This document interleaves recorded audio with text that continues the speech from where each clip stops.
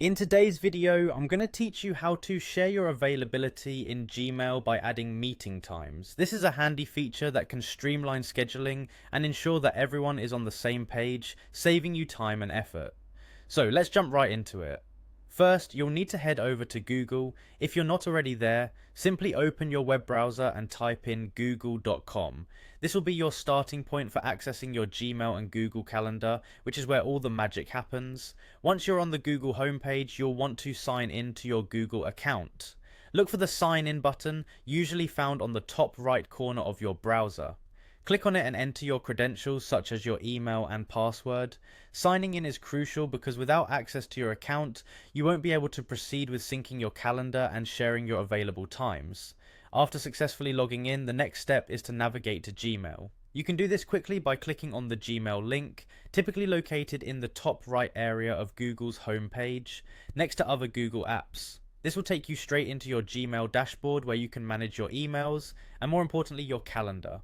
Once you're in your Gmail dashboard, you're going to want to look for the calendar feature.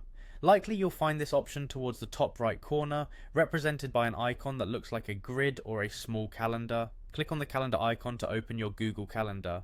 This calendar integration is key to sharing your availability because it keeps your schedule in one organized place. Now that you have opened your calendar, you can start setting the times you are available. You'll want to create new events or blocks that represent your free time.